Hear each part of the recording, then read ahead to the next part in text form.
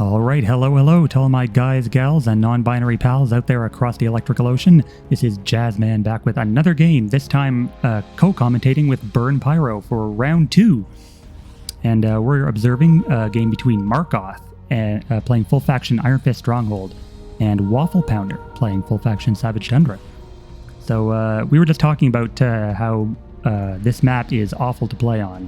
Why don't you just run us through a little bit of that, Burn?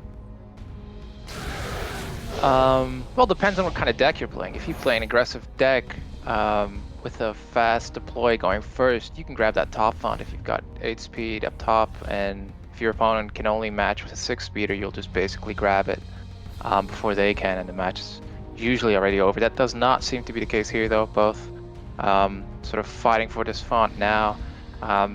Big lava in the middle can be bit annoying if your opponent can abuse the flying or teleport abilities here, but both seem to have some flyers out, so that might not be the case this map. But interesting deck choices coming out, though. I'm not quite sure exactly. I thought Markoth might be running something barbarian-like, but that doesn't really fit the Angel. And then on WafflePounder's deck choices, it sort of looks like a mix between flying but then also frost.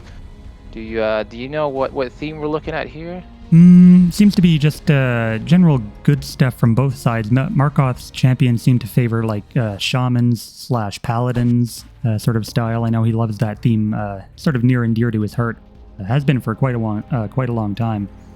And as for WafflePounder, seems like just general good stuff, meta ST. All these champions are fairly commonplace, I would think, in Savage Tundra. Even the Extinguisher. I mean, you can get a lot of value out of this just from Frost Acolyte and Damage Shield alone. He makes for a great frontliner.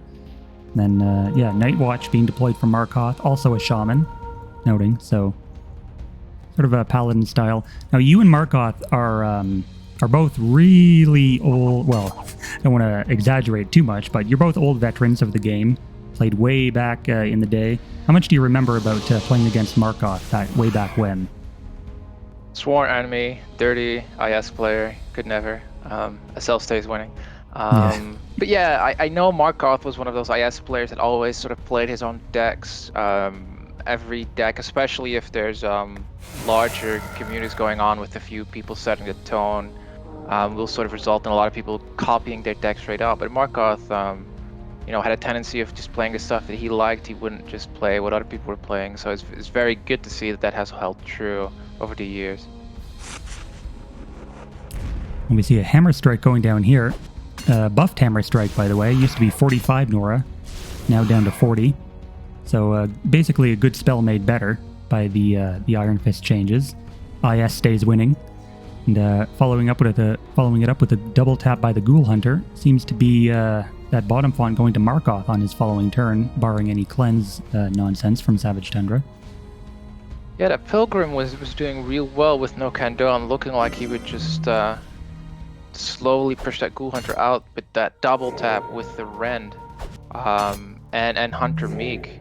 57 Nora on the Ghoul Hunter as well, very strong unit. Looks like that would indeed be going to Markoth, and on top that Glaive taking some damage, half HP now, but Markoth's unit is a bit exposed now into double tap range of the Extinguisher. A lot of attacks left on the other champs as well, so maybe WafflePounder can pull something out here and kill something up top while stabilizing bottom, and that would give him a really good opportunity to get ahead in this game, because he is a deploy ahead of Markoth. So if he could get a kill here somehow, you would start overwhelming him.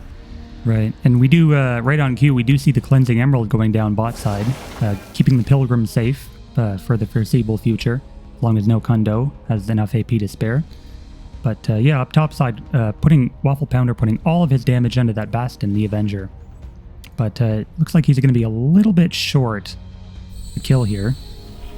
Instead choosing to crystallize his Frostwing Glaive, giving it a bit of healing and impervious for the next turn. But yeah, that Frostwing Glaive with double regeneration abilities, Blessed and Regen 2. That's 9 HP of healing, assuming it was hit on the previous turn.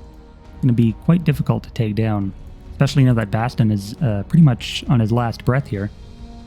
But we'll see how Markoth plays this. He could very well contest with that Archangel or even with Bastion. We might see... okay, so we see the Impervious going down. Going to Bastion. And ST does not... Well, I was going to say they don't have any Dispel, but Angel of Perseverance actually has Dispelling Blows now. So, pretty sure... It might have been an oversight by Markoth, since Dispelling Blows does trigger on attack rather than on damage. So I'm feeling like Bastion might end up kicking the bucket on WafflePounder's turn here. Yeah, unless he's playing the double game where he's also put an RD on it so it can't get hit, because I don't think Dispelling Blows will hit. Then, yeah, that Avenger would be going down. And I think at that point, Markoth's in a lot of trouble because he needs something else still. He's got one attack of the Archangel and two of the Bastion if he wants to go for the Extinguisher, but at 60 HP, that's not going to be enough to kill it. So he needs to either pull out maybe another Hammer Strike or something else, because if he doesn't actively kill one of the units off top now, that Bastion definitely is not in a good spot with those Dispelling Blows ready. We see the Soul Reaver going down for a little bit of Curse, I'm assuming, the defense debuff, as well as the Branded for a bit of additional fire damage. And we do see the Extinguisher kill here, with the Rend 3 being enough to finish it off. So I think with actually with that Extinguisher kill, even if Righteous Deflection is not on Bastion the Avenger, WafflePounder won't really have the damage on board to deal with the Bastion. 6 defense there. And no strike to be seen. Very strong here. So Archangel taking some hits. Yeah. Maybe he's not aware that he can hit the Bastion with Dispelling Blows, not doing damage. Because I would guess it feels like it would be worth just getting rid of the Impervious and then galing the Bastion into either Defaunt, if that's enough to kill it, or even into one of your own champs just to get it off the board. So that's the main threat that we're looking at now at top, and he's invested in the Soul Reaver as well, so you'd be taking a lot of Nora away from the map. Right, I think WafflePounder sort of realized that he's outmatched up at top side. He needs more than what he's got to deal with the Archangel. That 6 defense from 8 defense on Bastion really requires some sort of spell or a really hard-hitting champ to get around it, but IS bonus coming in useful in that regard. Gale alone wouldn't have been enough. So Frostwing bravely contesting the Font here. Almost certainly going down, I would think. 2 hits from the Night Watch. Well, Escalating Rage has reset, so Bastion back to 15 damage. Might need a little bit more there to take that glaive down. Yeah, I think he's 4 damage short if he hits with the Bastion too, but he's got Rend 3 on there though, but that's not enough because it's got Blessed and Regen, but still a bit questionable to leave that glaive there to get hit like that. This feels like one of those times where you'd probably rather give up the Font for a turn and not give up an almost full HP unit just for free like that, because all of a sudden Markoth's trading very efficiently, taking out most of these champs, keeps getting the 8 defense off, and that Angel is just gonna be a big problem now too. Yep, so the Might of Iron Fist taking it down. Always like that additional utility on Might of Iron Fist being able to be used for the loss of life, as well as the damage buff. I've actually seen it being used more for the former than the latter in most Iron Fist games. Ghoul Hunter still trying his best to get through the no condo down there, but he just ain't having it. Yeah, but the Ghoul Hunter really benefiting from the increased defense from 8 defense here. I mean, at 4 defense plus Hunter Meek, it's sitting basically at 6 defense. So the Pilgrim only hitting 6 every turn, not really getting through that HP pool. And once another spell comes up or Ghoul Hunter actually manages to get an attack off, it's basically game over for that Pilgrim at the bottom there. Okay, so we do see the Gale Force kill on that Bastion. Getting Night Watch down pretty low as well. So I think my concern for Markoth here is that he's facing down a lot of range, and if I know Markoth, I feel like he's not the type of guy who runs Righteous Deflection. But I think Carrier Squire probably not what he would prefer to deploy in this situation. I'm guessing he was thinking his Bastion would live, and then would maybe give it an action potion and 2-hit whatever was in that font next. Yeah, it doesn't really have a lot of damage left without that Bastion. The Angel's great, but the Night Watch sort of more for harasser unit. The Carrier Squire isn't exactly what you need here because it doesn't really bring damage, and the action potion alone doesn't really do a lot for you. You definitely need some range, like you said, because that Frostvine is just great for font fights with the 1-4 range and the mobility.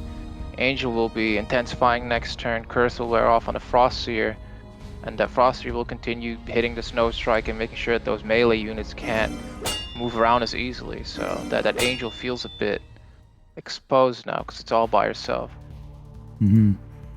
There's the Iron Fist Minister.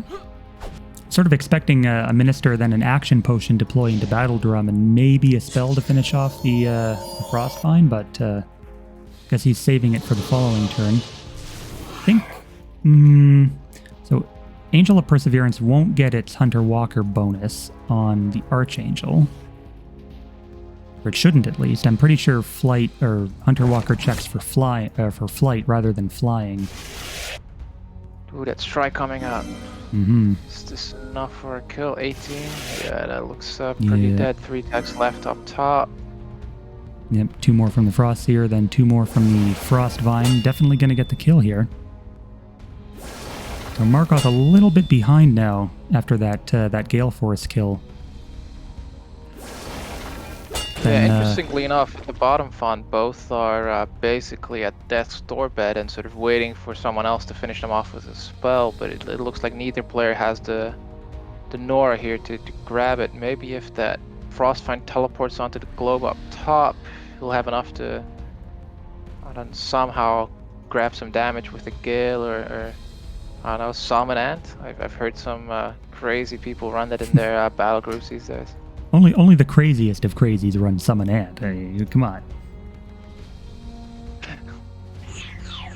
I wouldn't know anything about that, of course. I've always been one of the sanest players around. It's you guys who are the crazy ones. I can attest. Only the craziest people run Mutant BGs.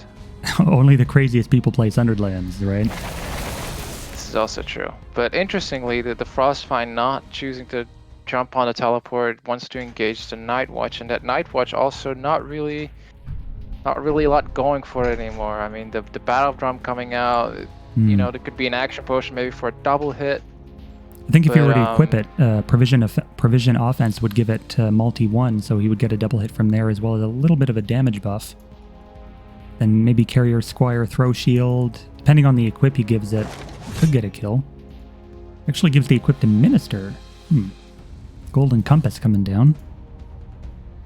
Yeah, that Frostvine definitely dying now, which makes it a little questionable to teleport right next to it, because if he had teleported onto the globe, he'd got Nora, and the Night Watch being ensnared and that deep snow around it would have protected the Frostvine from the melee attacks. Right. The Night Watch. So sort of a bit after, you know, seemingly winning that font battle a bit, not capitalizing fully, I think. Yeah, definitely didn't push his advantage like he should. And the Earthquake oh no, Markoth hit his own Oh champ. yeah, that's not good. He tried to Earthquake and get rid of the AP for no condo, but he hit his own unit by mistake. Definitely not what he wanted there. And Pilgrim will only do 6, so he'll be alive with 1 HP. Maybe he can live. But I mean, at that point, any spell will be enough. Yeah, that is rough. And I think actually Pilgrim will do more because Benediction will wear off. So it'll sit at one. It'll sit at 1 defense. It'll have Hunter Meek, so effectively 3 defense, but it'll still hit for 9, and it's sitting at 7 HP. Right, so that bottom font looks like it should be going to WafflePounder now. Yep, there it goes, 9 damage. Oh, he was so close too. I guess he was running low on time and sort of clicked and dragged too fast on that Earthquake. I have never had that happen to me, where I No. missed spells. So I cannot relate to Markoth's troubles here at all. Definitely an Iron Fist Stronghold player problem, not an everyone problem, right? For sure, skill issue. Yeah, skill issue. And actually, WafflePounder managing to take the game there after that last deploy. So Markoth, in a bit of a pickle, decides to call the game. So thanks everyone for watching, and we'll see you all in the next one.